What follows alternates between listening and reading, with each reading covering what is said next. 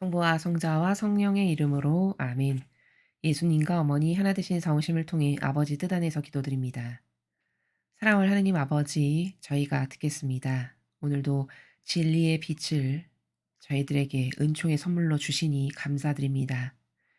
아버지가 계시지 않았으면 얼마나 비참한 존재요. 똥구더기와 쓰레기에 불과한 존재로 살다 죽었을지를 생각하며 아버지께 매 순간 온 마음과 정신을 다해 감사드립니다. 사랑하는 아버지, 이 빛이 저희들의 사고방식에 근간이 되도록 축복하여 주옵소서.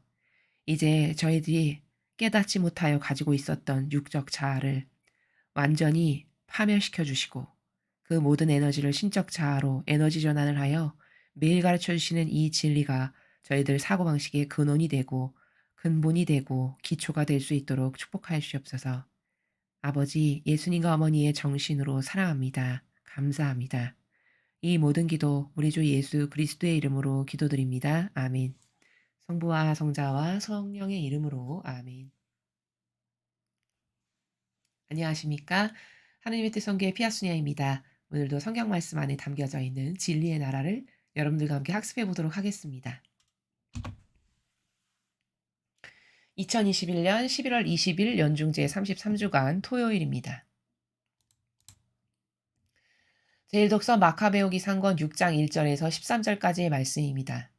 그 무렵 안티오코스 임금은 내륙의 여러 지방을 돌아다니다가 페르시아에 있는 엘리마이스라는 성읍이 은과 금이 많기로 유명하다는 말을 들었다. 그 성읍의 신전은 무척 부유하였다.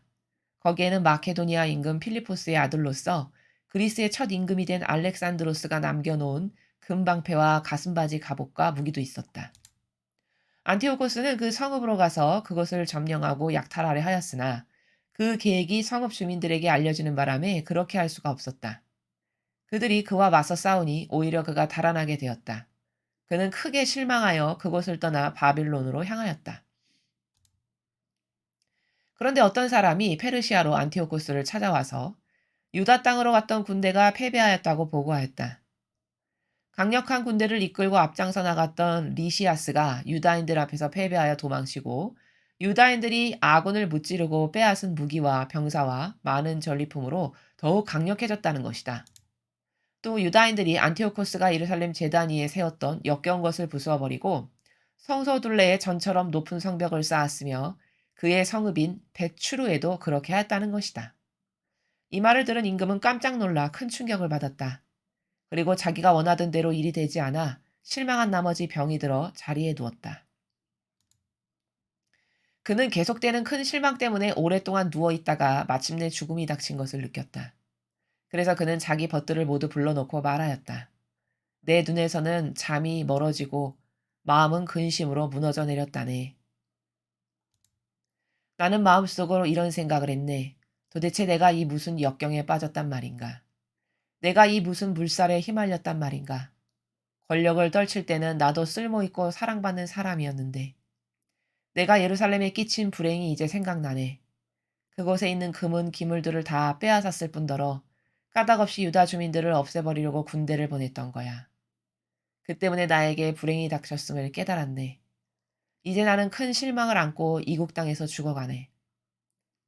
주님의 말씀입니다. 하나님 감사합니다. 아, 이스라엘 백성, 그 유다 백성을 그렇게 괴롭혔던 안티오코스 에피파네스가 이제 서서히 죽어가고 있죠. 패망을 하고 멸망을 해서. 여러분, 사람은 참 어리석죠. 그러니까 여기 지금 이 안티오코스 에피파네스의 고백을 보면요. 얼마나 착각 속에 인간이 살아가는지를 알 수 있습니다. 이 사람이 한때 엄청 호령하고 떵떵거리고 뭐 모든 나라를 막 정복하고 다 자기 것인 양 그렇게 위세를 떨면서 살았던 시간들이 과거에 있었죠. 그쵸? 근데 그것이 자기가 잘나거나 자기가 대단하거나 무슨 그렇게 능력자여서 그런 일이 있었던 것이 아니라는 겁니다. 그래서 그냥 단순히 악에게도 그런 것을 허락하시는 아버지의 뜻 가운데에 다양한 그저 우주 만물이 살아갔던 그 조물들이 다양한 인간적인 것을 그토록 애써 추구하면서 살아갔던 까만 점이, 그 우주적 관점으로 봤을 때 까만 점에 불과한 한 인간이 마치 내가 이 우주의 주인인 양 착각 속에 살았던 과거의 자신을 이제서야 죽기 직전에 돌아보고 있는 그런 내용입니다. 그런데 그마저도 자신이 위대하거나 훌륭해서가 아니라 그냥 하느님께서 이유가 있으셔서 그 악에게도 허락했던 시간 가운데 본인이 조금 누렸던 것을, 나에게도 이렇게 영화로웠던 시기가 있었고 내가 떵떵거리고 호령하면서 살았던 시대가 있었는데 어쩌다 이런 일이 이런 꼴이 됐을까? 이런 쓰잘데없고 허물없고 부질없는 이러한 말을 되뇌이면서 지금 죽어가고 있는 거죠. 앞에 어제 그 일독서를 보면은 그 훌륭했던 그 유다를 포함한 그 아들들이 인제 막 영적 전쟁을 하고 용감하게 그들이 물리쳐 싸우고 이기고 하니까 그들의 올바른 반향을 보고 하느님께서 그 세력을 축복하셔서 이제 드디어 반격이 시작된 거죠, 선의 세력이. 그래서 그 유다와 그 아들들이 다 몰아내고 이제 기세를 잡아 가지고 성전도 싹 다 정화하고 깨끗하게 아버지께 그동안 역겨움 드리고 모욕 드렸던 거 다 허물어 버리고 다시 정갈한 마음으로 마음과 정신을 가다듬어서 제사를 드리고 이랬던 것을 어제 우리가 읽었습니다. 바로 지금 그렇게 인제 하느님께 속한 선의 세력에게 아버지께서 드디어 이제 "너희들의 시간이다." 해서 힘을 실어 주셔서 그들이 아버지의 은총의 도움에 힘입어서 다시 인제 복원해 나가는, 그 선의 세력이 점령해 나가는 그런 가운데 악이 어떻게 패망하고 멸망하는지를 오늘 우리가 이 일독서를 통해서 보고 있는 것이다라는 겁니다. 여러분, 이 대한민국도 그렇고 전 세계적인 이 악의 세력도 마찬가지입니다. 악은 오늘 이 안티오쿠스가 망해서 서서히 죽어가는 것처럼 그렇게 패망하고 말 겁니다. 그 한낱 부질없는 그 영화와 영달을 위해서 그렇게 애쓰고 어 아무 잘못 없는 이 사람들을 죽였던 그 죄악을 다 어떻게 갚을 겁니까? 죽어가면서 후회한다 한들 아무 소용이 없는 것이죠. 그치만 그나마도 이 사람은 죽기 전에 이런 진실된 회개를 했으니까 아버지께서 좀 참작을 해 주시겠죠. 정의의 하느님이시고 사랑의 하느님이시니까요. 그러나 어찌 됐든 그렇게 많았던 한평생의 인생을 결국 육적 자아의 종으로 살아서 그저 자기가 좋아하는 영의 영광, '내가 왕이야. 내가 최고야. 내가 이 세계를 다스리는' 마치 신처럼 그렇게 군림하면서 살았던 그 부질없었던 수많은 시간을 이제 죽기 직전에 돌아본다 한들 그게 무슨 소용이 있겠느냐는 거죠. 근데 인간은 참으로 어리석게도 다 이러한 대동소이한 나라에서 인생을 살아간다라는 겁니다. 그러면서 이제서야 정신 차려서 제정신이 드니까 '내가 이렇게 된 거는 예루살렘에 아무 죄 없는 사람들을 없애 버리려고 군대 보내고 김을 빼앗고 하느님의 것인데 다. 그 하느님의 것에 손상을 가하고 감히 그 역겨운 제단에 모욕을 드리고 이런 일을 해서 나에게 불행이 닥친 거야. 나는 그래서 인제 죽어가네.' 이런 쓸쓸한 고백을 하는 한 가련한 인간의 고백을 우리가 지금 보고 있습니다. 사람은 본질을 모르면요, 정말 불쌍하게 살다가 그냥 쓰러져 버리는 한낱 건불과도 같은 그런 존재에 불과합니다.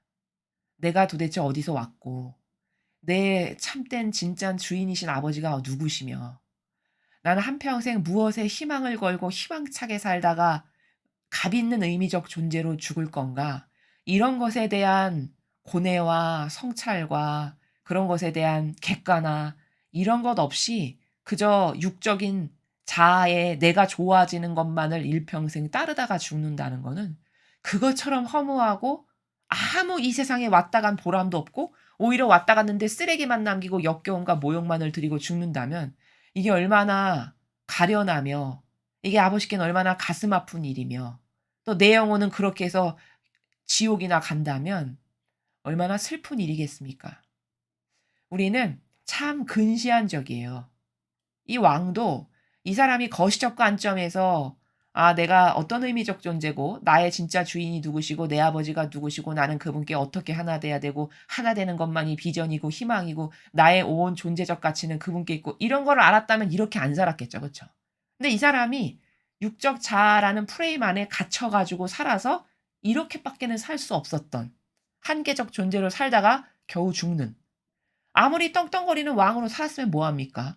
이렇게 비참하게 일평생 한 일이라고는 하느님의 백성 핍박하고 죽이고 자기가 왕처럼 떵떵거리면서 살다가 온갖 모욕과 치욕과 역겨움을 하느님께 그 자아를 따르는 종으로서 살다가 들이고 죽는 거, 이것밖에 남기는 게 없는 거죠. 그래서 우리는 이 안티오쿠스 에피파네스의 죽음을 보면서 '아, 나는 저렇게 살다 죽으면 안 되겠다. 저렇게 육적 자아의 종으로 일평생 그 자아에게 맹종하면서 살다가 죽으면 도대체 남는 게 뭔가? 그러고 나서 죽으면 내가 죽고 나서 심판대 앞에 갔을 때 얼마나 땅을 치고 통곡하면서 후회할 건가?' 이런 것에 대한 객관화된 인식, 이런 좀 거시적 관점에서 미래를 내다보면서, 그러니까 하루하루를, 이 현 순간순간을 어떻게 보낼 것인가, 어떻게 소중하게 시간을 쓸 것인가, 이런 것에 대한 관점, 요런 걸 생각할 줄 아는 게 그게 지성인이고요. 그게 진리를 배운 사람이고, 그런 생각을 하면서 자신을 매일같이 성찰하고 통회하고 달라지기를 갈망하고 그래서 노력을 하는, 이런 게 인간다운 삶을 사는 거다라는 겁니다. 그리고 또 하나 여기서 발견할 것은, 마귀 세력은 결코 살아남지 못하고 이렇게 망할 거다. 오늘 이 안티쿠스 에피파네스보다 더 비참하게 망할 거다. 그가 뿌린 대로 거두는 죄값을 받으면서. 여러분, 이것에 희망을 두십시오. 이 나라를 이렇게 멸망의 구렁텅이로 내몬 이 마귀 세력, 그리고 그 전체주의의 마귀 세력과 하나 되고 협력하고 동조한 이 모든 세력은 이 안티오쿠스가 죽어간 길을 똑같이 비참하게 따라가서 죽을 겁니다. 그렇게 멸망할 겁니다. 그러니까 우리는 꿋꿋하게 희망을 갖고 더 하나님과 하나 되려는 갈망과 열망으로, 그래서 이 마귀 세력이 더 빨리 패배되기를 원하는 열절한 갈망으로 더 많은 배상과 보속과 희생과, 그리고 하나님의 자녀들이 제발 더 빨리 회개할 수 있는 이런 희생의 기도, 이런 것을 아버지께 바쳐드려서 이 시간이 단축되기를, 그래서 더 이상 대한민국이 수많은 사람들의 희생과 피땀 어린 눈물로 세워놓은 위대한 대한민국이 더 이상 망하는 것을 좀 시간 단축시키자. 더 이 마귀 세력이 나라를 망해 놓는 꼴을 우리는 보고 있을 수가 없죠. 정의가 들끓는 사람이라면. 그러니까 그 마귀 세력이 더 빨리 망해서 나라를 좀 보호하고 더 많이 훼손되는 걸 좀 막자. 이런 올바른 의지로 하느님께 열절한 희생, 배상, 보속, 고통사랑, 의인으로서 살고 계명 지키고 매일 주시는 말씀 지키고, 이러한 우리들이 되어야 하겠습니다. 계속해서 오늘 주신 복음 말씀 함께 보시겠습니다. 루카복음 20장 27절에서 40절까지의 말씀입니다. 주님 영광 받으소서. 그때 부활이 없다고 주장하는 사두가이 몇 사람이 예수님께 다가와 물었다. 스승님, 모세는 어떤 사람의 형제가 자식 없이 아내를 남기고 죽으면 그 사람이 죽은 이의 아내를 맞아들여 형제의 후사를 일으켜 주어야 한다고 저희를 위하여 기록해 놓았습니다. 그런데 7 형제가 있었습니다. 마지가 아내를 맞아들였는데 자식 없이 죽었습니다. 그래서 둘째가, 그 다음엔 셋째가 그 여자를 맞아들였습니다. 그렇게 7이 모두 자식을 남기지 못하고 죽었습니다. 마침내 그 부인도 죽었습니다. 그러면 부활 때에 그 여자는 그들 가운데 누구의 아내가 되겠습니까? 7이 다 그 여자를 아내로 맞아들였으니 말입니다. 예수님께서 그들에게 이르셨다. 이 세상 사람들은 장가도 들고 시집도 간다. 그러나 저 세상에 참여하고 또 죽은 이들의 부활에 참여할 자격이 있다고 판단받는 이들은 더 이상 장가드는 일도 시가는 일도 없을 것이다. 천사들과 같아져서 더 이상 죽는 일도 없다. 그들은 또한 부활에 동참하여 하느님의 자녀가 된다. 그리고 죽은 이들이 되살아난다는 사실은 모세도 떨기마무 대목에서 주님은 아브라함의 하느님, 이삭의 하느님, 야곱의 하느님이라는 말로 이미 밝혀주었다. 그분은 죽은 이들의 하느님이 아니라 산 이들의 하느님이시다. 사실 하느님께는 모든 사람이 살아있는 것이다. 그러자 율법학자 몇 사람이 스승님 잘 말씀하셨습니다 하였다. 사람들은 감히 그분께 더 이상 묻지 못하였다. 주님의 말씀입니다. 그리스도님 찬미합니다.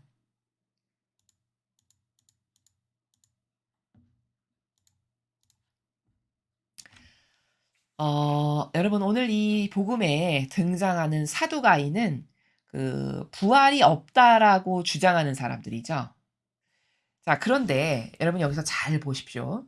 마귀가 그 마귀적 사고방식이라는 것이 무엇인지를 오늘 우리가 여기서 배워야 됩니다. 마귀가 어떻게 어 진리에 근거하지 않은 악의 사고방식으로 다가와서 영혼들을 속이는가 요것을 봐야 되는데요. 자, 부활이 없다고 주장하는 사두가이 이렇게 이야기하고 있습니다. 자, 그럼 여러분 생각해 보시죠. 자, 사두가이가 부활이 없다고 주장해요. 그러면 제가 많은 강의에서 여러분에게 말씀드렸습니다만 뭘 주장하려면 뭐에 근거해서 주장을 해야 되죠. 그쵸? 어떤 백데이터, 어떤 근거, 명백한 근거에 근거하여 이것입니다. 이렇게 주장을 해야 되는 거죠. 그쵸? 자, 그러면 사두가이가 지금 부활이 없다고 주장하는데 그럼 부활이 없다고 주장하는 건 뭐에 근거한 주장이냐? 이렇게 물어봐야 돼요. 이 사두가이들에게. 당신은 부활이 없다고 지금 주장하는데 그거 무엇에 근거해서 부활이 없다고 주장하는 겁니까? 먼저 이렇게 물어봐야 됩니다. 마귀를 결박시키는 방법을 지금 여러분에게 말씀드리는 겁니다. 마귀적 사고방식을 드러내는 것을 제가 말씀을 드리는 겁니다. 그러면 뭐라고 말해야 될까요? 성경에 근거한 말 아니잖아요. 그렇죠? 성경에는 부활한 사람이 산채로 들어 올려지는 엘리야도 있고 지금 예수님께서 뒤에 입증을 하시거든요. 부활이 없다고 주장하는 게 너가 잘못된 거라는 거를. 자, 어떻게 입증하시는지를 제가 설명을 드리겠습니다. 근데 부활이 없다고 주장한다면 이 마귀가 여러분에게 다가왔다. 어떤 무엇을 주장하는 마귀가 여러분에게 다가왔다. 그러면 그게 진실인지 아니면 마귀의 세력인지 선의 세력인지 마귀의 세력인지 우리가 분별을 해야 되잖아요. 어떤 사람의 주장을. 그럼 그것을 가장 분별할 수 있는 쉬운 첫 번째 1단계가 뭐냐면 저 사람이 말하는 내용이 주장하는 내용이 무엇에 근거한 주장인가 이것을 먼저 보는 것이 가장 첫 번째 단계입니다.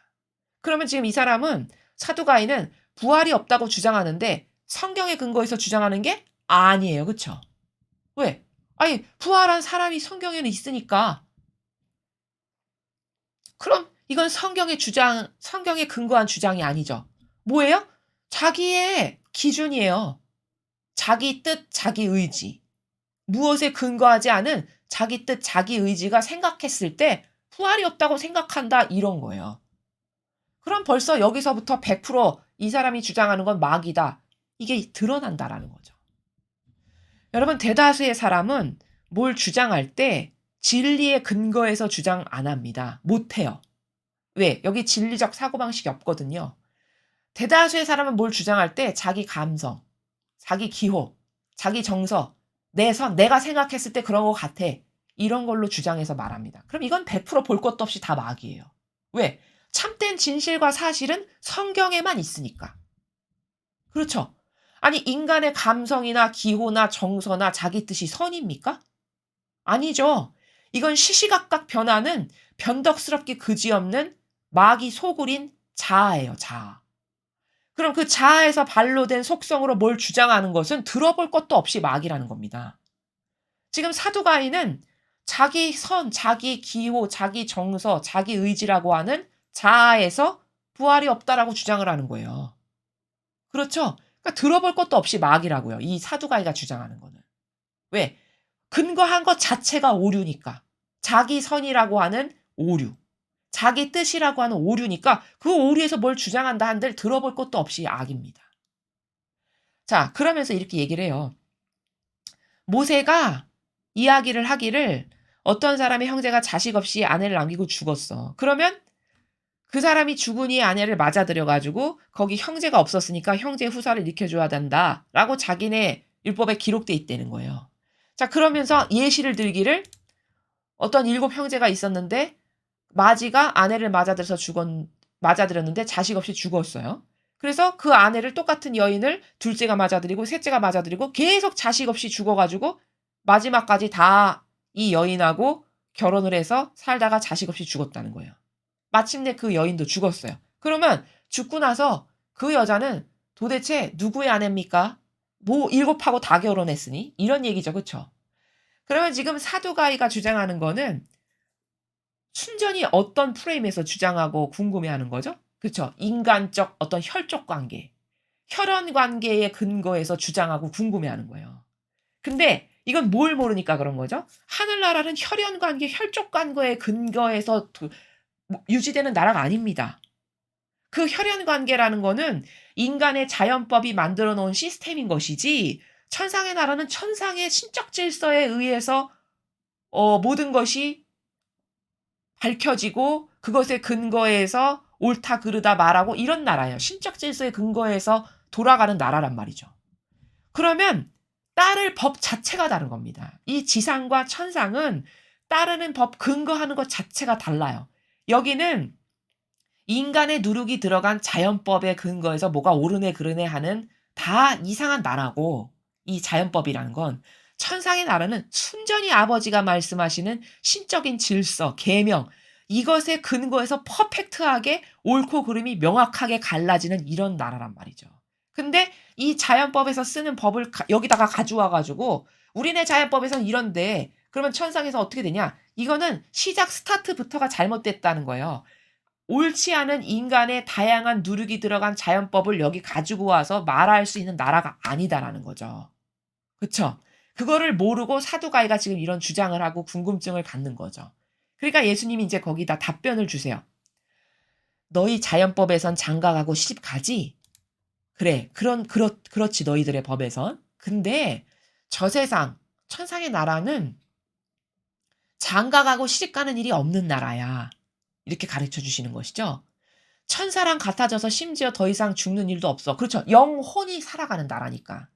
영원히 영혼 불멸의 나라니까. 그렇죠. 영원히 살아가는. 또 부활에 동참해서 하느님의 자녀가 돼. 천상에 간 사람들은. 그렇죠. 그러니까 이 사두가이는 정신세계 안에 뭐가 없는 거냐? 이 신적인 질서, 본질의 나라, 그 본질에서 살아가는 법, 이것에 대한 시스템이 전무한 거예요. 그러니까 이해가 안 갈 수밖에요. 그러니까 동문서답하고 이상한 질문을 할 수밖에요. 그렇죠. 여기는 영혼이 주인으로 살아가는 나라고, 이 자연법은 사두가이가 말하는 것은 육이 주인으로 살아가는 나라잖아요. 근원의 시스템 자체가 다르다고요. 그러니까 여기 지금 이야기하는 데에서 오류가 생기고 이해가 안 가고 이런 일이 발생하는 거죠. 자, 그러면서 앞에 사두가이가 아까 뭐라고 그랬어요? 부활은 없다라고 주장하는, 이렇게 이야기했어요. 자, 그것이 왜 잘못된 것임을 예수님이 여기서 입증을 하세요. 자, 어떻게 입증해 주시는가를 보겠습니다.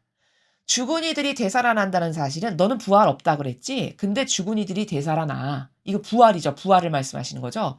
그게 성경 어디에 나오는 줄 아니? 이러면서 말씀하시기를, 모세가 그 떨기나무 대목에서 하나님께, 그 떨기나무 대목에서 하나님을 만날 때 어떻게 얘기하냐? 주님은 아브라함의 하느님, 이삭의 하느님, 야곱의 하느님, 이렇게 이야기했지? 모세가 바로 하나님을 이렇게 불렀다라는 것이 이들이 부활했다라는 증거야. 이 말이거든요. 그래서 38절에 그분은 죽은 이들의 하느님이 아니라 산 이들의 하느님이시다. 사실 하느님께 모든 사람이 살아있는 것이다. 37절, 38절로 부활이 없다라고 주장하는 사두가이의 그 논제가 왜 잘못되는지를 지금 입증하시는 나라예요. 자, 어떻게 입증하시는 거냐면요. 이런 겁니다. 주님은 아브라함 하느님, 이삭의 하느님, 야곱의 하느님, 이렇게 모세가 불렀다는 걸로 봐서 이들이 다 부활했다는 증거를 한다. 이 말인데 지금 이 말씀이 그게 무슨 말이냐면 이런 거예요. 우리가 자연법에서 자식이 예를 들어서 셋이다. 그러면 뭐 영희, 철수 이렇다. 그러면 영희 엄마 이렇게 부르죠. 철수 아빠 이렇게 부르잖아요. 그렇죠. 그러면 영희 엄마, 철수 아빠, 뭐 영순이 엄마 이렇게 불렀다는 것은 영희와 철수와 영순이가 살아있다는 거죠. 살아있으니까 존재하니까 누구 엄마 이렇게 부르는 거잖아요. 누구 엄마, 누구 아빠. 마치 그렇듯이 지금 여기서 아브라함의 하느님, 이삭의 하느님, 야곱의 하느님 이렇게 불렀다는 거는 무슨 말이에요? 지금 제가 비유를 든 걸로 여러분의 이해를 돕고자 비유를 든 것에 근거하면 아브라함도 살아있고 이삭도 살아있고 야곱도 살아있고 존재한다는 얘기예요. 마치 영희 엄마, 철수 아빠, 영순이 엄마, 영순이 아빠 이렇게 부르는 건 영희, 철수, 영순이가 있으니까 영희 엄마, 영순이 아빠, 철수 아빠 이렇게 하듯이 아브라함이 살아있고 이삭이 살아있고 야곱이 살아있으니까 아브라함의 하느님, 이삭의 하느님, 야곱의 하느님 이렇게 부른다라는 겁니다. 지금 예수님이 말씀하시는 37절이 바로 그 나라예요. 그러니까 살아있다는 건 뭐야? 여기서 살아있다는 말입니까? 지금 아브라함이 죽은 지가 몇천 년이 됐는데. 그 말이 아니죠. 천상의 나라에 얘네들이 이렇게 살아있단다. 그래서 아브라함의 하느님, 이삭의 하느님, 야곱의 하느님 이렇게 부르는 거야. 이 말입니다. 그러니까 이들이 부활했다는 증거지 뭐니? 이 말씀이에요. 알아들었을지는 모르겠어요. 사두가이가. 이 말씀을. 그러면서 그러니까 얘네들이 이렇게 살아있어서 누구의 하느님, 누구의 하느님, 누구의 하느님 이렇게 부르는 거란다. 그러니까 죽은 이들의 하느님이 아니라 산 이들의 하느님이야. 너가 부활이 없다라고 주장하는 건 틀린 거야. 성경의 근거에서 내가 이렇게 입증시켜 주는 거란다. 이 정신세계, 이 행간의 나라에서 지금 예수님께서 말씀하시는 거라는 거죠. 사실 하느님께는 모든 사람이 살아있는 것이다. 천상에 간 모든 사람께는 누구의 하느님, 누구의 하느님 이렇게 불릴 수 있는 거죠. 그들이 살아있으니까. 그러한 이들의 살아있는 하느님이시라는 거예요, 지금. 완전히 팩트죠, 그쵸? 본질의 나라에서는 영원히 주인으로 살아가는 나라에서는 38절, 37절이 팩트예요, 팩트. 근데 자기 눈에만 안 보일 뿐이죠. 자기는 이 본질의 나라에서 살아본 적도 없고 배워본 적도 없고 진리의 세계, 천상의 나라, 본질의 나라가 뭔지도 모르니까 그러니까 사두가이는 이 모르는 세계니까 자기가 알고 있는 그 편협한 인간적 세계에서만 아이 부활 없어 그런 게 어딨어 내 눈으로 보지도 못했는데 이렇게 생각하고 살아가는 거라는 겁니다. 여러분 잘 생각해 보십시오. 내가 못 봤다라고 해서 그 세계가 없다 이렇게 말하는 게 이게 맞습니까? 아니죠. 이거 자체가 틀렸어요. 근본 자체가 틀렸습니다. 아니 내가 보지 못했다라고 해서 그건 없는 거야. 잘못된 거야. 그렇게 말하는 게 맞는 사고방식이 아니죠. 그렇죠? 예를 들어 지구상에 수백 개의 나라가 있는데 내가 한 번도 못 가보고 들어보지도 못한 나라도 있을 수 있어요. 그럼 그 나라가 없는 겁니까? 내가 모르고 들어본 적 없다라고 해서? 엄연히 존재한다는 거예요. 그렇죠? 그럼 내가 여기 수많은 마귀적 사고방식이 바로 이런 건데 내가 선입니까? 내가 기준이에요?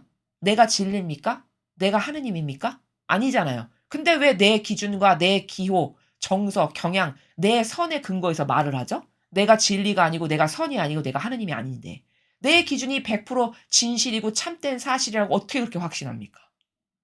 그렇죠. 그러니까 그거 자체가 벌써 잘못됐어요. 이 사두가이의 논제를 통해서 지금 우리가 마귀적 사고방식이 뭔가를 육적 자아에 살아가는 사람이 뭘 주장할 때 그게 왜 마귀인가를 지금 제가 여러분에게 설명을 드리는 건데요. 첫째, 마귀라는 걸 너무나 이 마귀적 사고방식이라는 걸 너무나도 많은 관점으로 입증이 가능하지만 첫 번째, 내 기준에서 말한다는 것 자체가 내가 선이 아니고 내가 진리가 아니에요. 내가 하느님이 아니고. 근데 내 기준에서 말한다는 것 자체가 그럼 모순이고 잘못됐다는 겁니다. 둘째, 내가 보지 않았으면 없는 겁니까? 그것도 잘못된 거죠. 그렇죠? 그 사고방식도 틀린 오류 자체예요.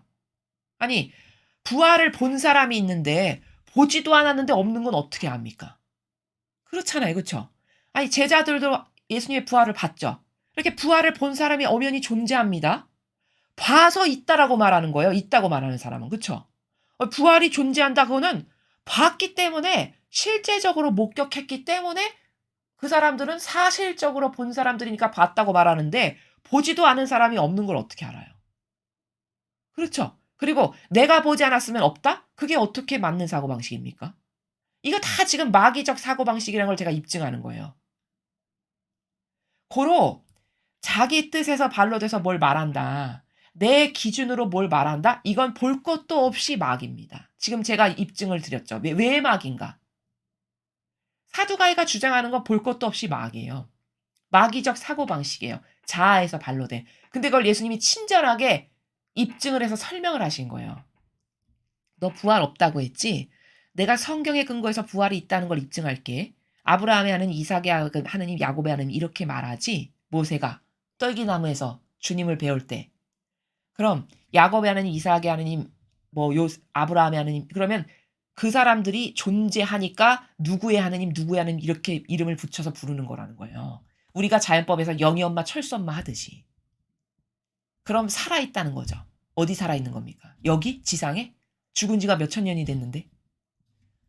천상에 있다는 거예요. 살아 존재한다는 거죠. 바로 하느님은 그러한 산이들의 하느님이시다. 이렇게 이야기한다는 거죠. 그래서 이 자아의 근거에서 뭘 주장하고 말한다는 건 자기만 미처 깨닫지 못할 뿐이지 그 자기의 선, 자기가 옳다라고 생각하는 기준, 그 성경에 근거하지 않은 자기 기준으로 뭘 말하는 건 100%볼 것도 없이 마귀다. 오늘 사두가이가 주장하는 게 왜 마귀인가를 예수님이 입증하신 것처럼 요렇게 입증해서 객관화를 시켜서 여러분에게 말씀드릴 수 있다는 거죠. 39절에 보니까 이 논쟁을 가만히 듣고 있던 율법학자가 스승님 잘 말씀하셨습니다. 이렇게 했어요. 여러분 이게 옳은 행간입니까? 39절에 지금 이 율법학자가 말하는 이 나라가 올바른 반향입니까? 이거 완전 잘못된 반향이죠. 이거 완전 마귀가 하는 말입니다. 이 영혼 안에서. 율법학자 안에서. 왜냐? 자기가 뭔데?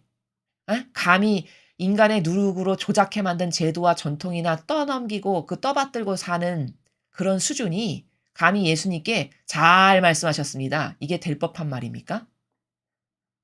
진리 자체고 선 자체시고 참된 것 자체시고 올바른 자체시고 퍼펙트한 자체이신 분께 감히 아버지께 잘 말씀하셨습니다. 자기가 뭔데 평가합니까? 그쵸? 자기가 이런 말을 할 자격이 됩니까? 아니 누가 자기더러 이렇게 잘 말씀하셨네, 잘못 말씀하셨네 이렇게 평가하라는 그런 권한을 누가 줬습니까?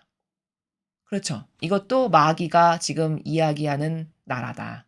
이 영혼 안에서 어리석은 영혼 안에서 마귀에게 동조하고 협력하는 그런 어리석고 멍청한 영혼 안에서 이 사람은 입을 벌려서 말할 뿐이지 이 영혼 안에 마귀적 사고방식으로 가득 들어찬 그 마귀가 떠드는 나라다. 라는 겁니다.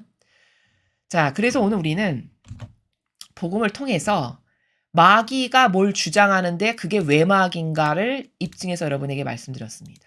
사두가이와 그리고 후미에는 바리사 율법학자의 그가 주장하는 나라가 무엇을 말하는 나라가 왜 마귀인가, 어떻게 마귀인가, 성경과 어떻게 다른가 라는 것에 포커스를 맞춰서 여러분에게 설명을 드렸습니다. 여러분도 여러분 스스로를 점검하고 체크하실 때도 제가 지금 이 분별의 기준을 말씀드린 나라에서 나 지금 마귀의 유린 땅에서 뭘 주장하고 있구나. 이런 것을 분별해서 그 자아라고 하는 것을 자꾸 이길 수 있어야 되고요. 또 여러분이 누군가를 분별해야 되는 때가 있죠. 예를 들면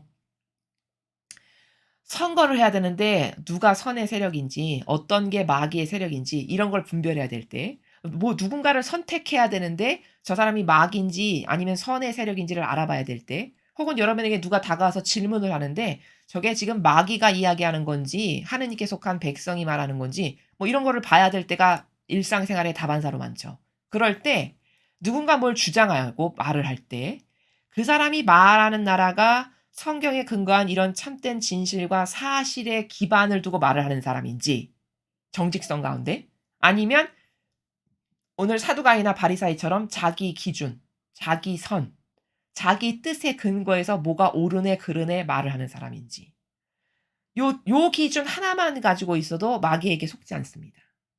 저거 지금 마귀가 와서 이야기하는구나.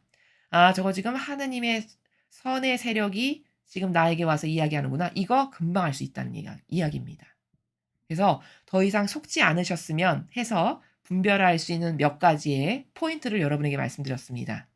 자, 1독서에서는 드디어 안티오쿠스가 죽어가면서 그 허무한 한평생에 아무 쓰잘데기 없는 헛된 것에 괜히 힘줬다가 하느님께 찍히고 하느님하고는 아무런 상관도 없는 허망한 것에다가만 쓰레기를 남기고 죽어가는 자신의 삶을 이제서야 죽음을 앞두고 토로하는 그 한 가련한 인생의 마지막을 보면서 마귀의 세력에게 하나 되고 협력하고 동조했던, 그리고 주도적인 마귀 역할을 했던 이 세력들도 다 이렇게 비참하게 죽어갈 거다. 또한 우리가 교훈적으로 삼아서 그 독서에서 봐야 될 건 뭐냐? 인간은 이렇게 아무것도 하나도 희망적인 것하고는 결부되지 못한 것만을 육적 자아에다가 올인하면서 쏟아붓고 에너지 거기다가만 다 하면서 살다가 죽는 비참한 인생을 나도 살 건가? 이제부터라도 깨달아서 뭐든지 하나님과 연관시키고 하나님께만 희망을 두고 그런 하나님이 말씀하시는 것에만 순종하고 하나 되고 갈망하고 그래서 그 아버지와 어떻게 하면 더 하나 될까를 애쓰다가 죽을 건가? 어떤 것이 과연 희망 있는 인생인가? 어떤 것이 과연 희망 있는 죽음인가? 이런 것에 대한 객관화를 한번 오늘 우리가 일독서를 통해서 해 보았으면 좋겠습니다. 공지사항을 말씀드리겠습니다. 저희 사명이 다양한 분야의 각계각층의 어떤 성공을 해서 열매를 맺기를 바라시는 분들, 그런 분들이 그런데 누군가의 도움을 통해서 더 성공적인 열매를 크게 하기를 원하시는 또 어떻게 성공해야 될지를 잘 모르는 프로세스를 모르는 이런 분들을 돕기를 바라고 있습니다. 뭐 성별이나 연령이나 종교나 이런 것은 다 초월하고요.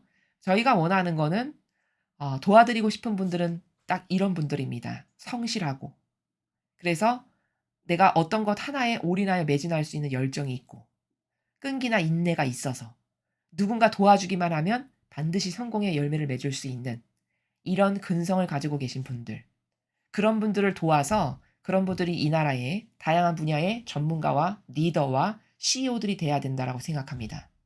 그래서 하느님의 세력으로 이제 이 나라가 다시 거듭 태어나야 됩니다. 그래야만 비전 있는 나라가 될 수 있습니다. 그래서 그런 분들을 돕기를 원하고 있으니까 아 저희 이 하단부에 쓰여 있는 이메일 주소로 많은 분들이 지원하시기 바랍니다. 이상으로 2021년 11월 20일 연중 제33주간 토요일 복음 해설을 마치겠습니다. 감사합니다.